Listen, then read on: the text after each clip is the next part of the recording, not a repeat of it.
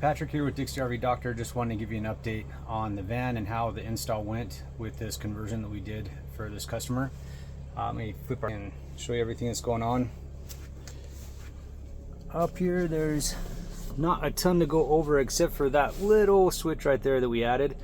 What that's going to do is turn on everything in the back, right over here on the other side, where you can see that red switch right there is the master power switch for turning everything on.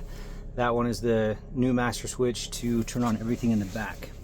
So before, I don't know if I got shots of this, but we had all these seats ripped out of here, including the bench seat that was back there, and that was also that we could run the wiring to install this guy right up here.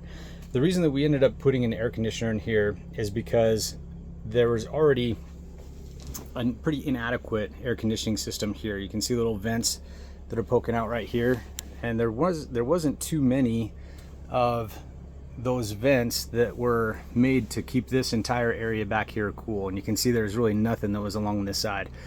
So adding a rooftop air conditioner fixes that. Originally, when we contacted the manufacturer, they were saying that we couldn't put an AC here because of a cross member that went across over here, but after some careful measurements and figuring things out, you can obviously see that we got it in. This was a little trickier than we expected because some of these panels were quite a bit harder to take apart than what we expected. The wiring for this guy, you obviously have to get 110 power to this. So the wiring had to come in through the roof and then down that wall through that pillar that was right behind here, and then down into this guy, which I'm going to show you here in just a second. What I want to show you right now is the brains of this outfit. So before, we had Xantrak's remote control that was right here. The old inverter charger was actually down over here in this area, so we had to take that out so that we weren't sending double power to the system, and then rewire everything, and took out that spot right there where the remote control was and installed a Victron Chrono.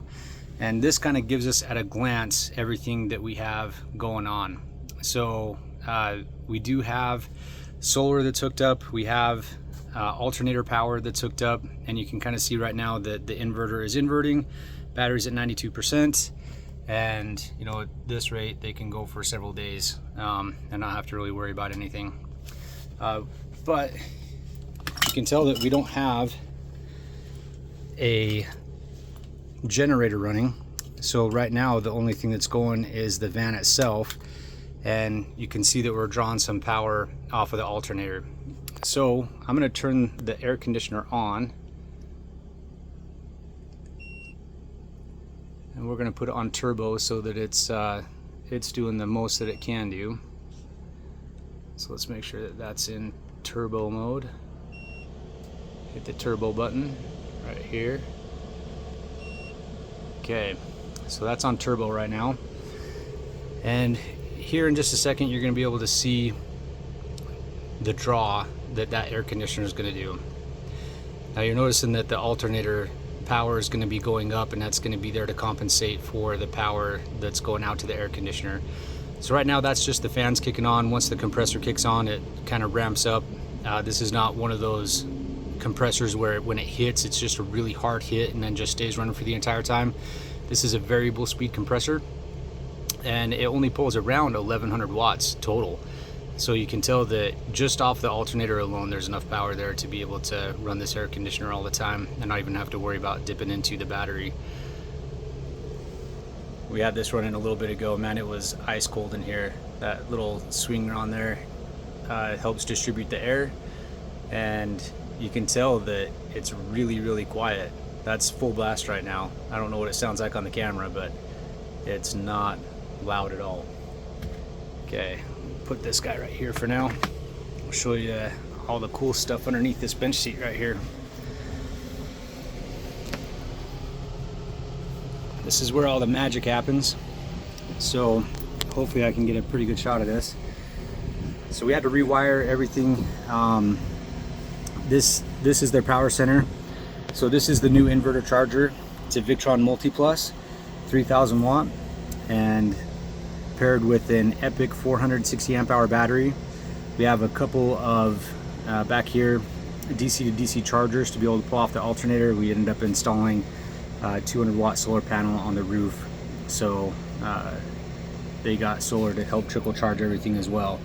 Running the wiring for all this stuff was actually pretty intense.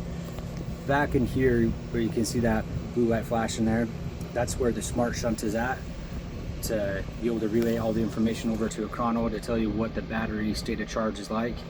And you know, we just got all of our bus bars and stuff that are along down there. I'm gonna try to get a shot of this.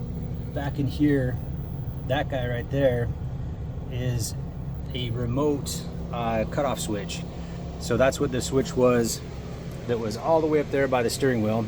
When you turn that on and off, it will actually has a little motor that's down inside there that will turn that knob on and off for the cutoff switch for the batteries back here. Everything is still pretty easily accessible. So if we ever have to go in and troubleshoot stuff, maybe change something or add something, it's not going to be too crazy to do that. Anyway, that's pretty much it for this. There was quite a bit that was involved in getting it done, but I'm excited for the customer to pick it up and see what his reaction is going to be.